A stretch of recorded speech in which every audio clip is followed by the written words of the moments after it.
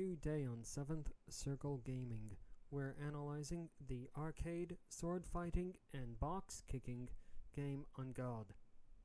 We'll begin the video, as we always do around here, with full disclosure, and we cordially invite you to pause the video and read through all of this if you're so interested.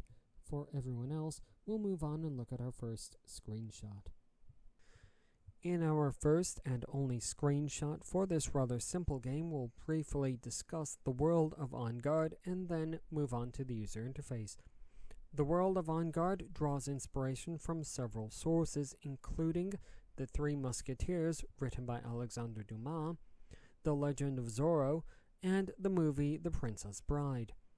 At the top right-hand corner of our screen is the objective indicator. At the bottom left-hand corner of the screen is the cooldown timer for the automatically unlocked special abilities. At the bottom center of the screen are the player health indicators as well as the stamina indicator. At the bottom right-hand corner of our screen we have a pop-up which automatically appears when the player approaches an interactable object. It's pretty minimalistic now, but once combat ensues, a lot of additional status bars will automatically appear. That's all the screenshots we have for you today, so we now move on to our first proper chapter, as it always is, immersion. The game is presented in a third-person perspective, rendered in a fairly cartoonish, not overly realistic art style. Possibly as a result of that, we can't really tie it down to any particular time period, although we would certainly go no later than mid-19th century. The game's story will appeal to some players, but not necessarily all. The game does include the typical expected combat noises and the sort of action hero one-liners that we've come to expect, but as these do rely somewhat more on referential humor, they are rather subjective in their appeal and their immersion, so we haven't included them here. That said, let's now move on to discuss difficulty. For difficulty, the game has earned a frankly very low score of 2 out of 15. While the user interface might start off minimalist, once combat ensues, the screen quickly fills up with a multitude of status bars that players are going to need to pay attention to if they aim to be successful. The game offers only basic options for difficulty, easy, normal, and hard, and it doesn't describe very well what the difference between easy and normal really are.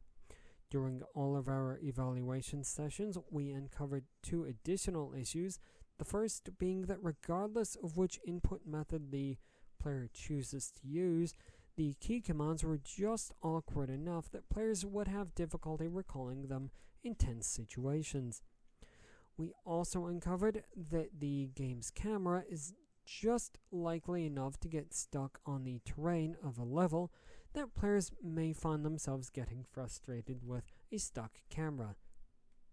For lasting appeal, En Garde has earned a score of 5 out of 15. The game at present does not have any downloadable content available, nor does it have mod support through any website that does not require editing in-game files or creating additional user accounts. It is very much a linear story-based game, leaving players only the option of retrying on a different difficulty setting to justify additional playthroughs. On the other hand, the game's uncomplicated arcade-style gameplay may make it enjoyable enough for players to try again on those higher difficulty settings. Overall, En Garde has earned a below-average score of 4 out of 15, mainly because, as we mentioned earlier, players may find that the game is more challenging than their difficulty selection may suggest that it should be, because of issues with the virtual camera and input device controls. And now on to some highly subjective statements, so please have your salt handy. We found no end of frustration with this technically competent game, although it did inspire us to continue to try, believing that our next attempt we might be successful. Congratulations to everyone who watched all the way to the end of the video. To see a game analyzed on the channel, leave it in the comments section below. To see more of these as objective as possible reviews, subscribe, like, and do all the other YouTube things. From 7th Circle Gaming, we look forward to seeing you on the next video, and goodbye.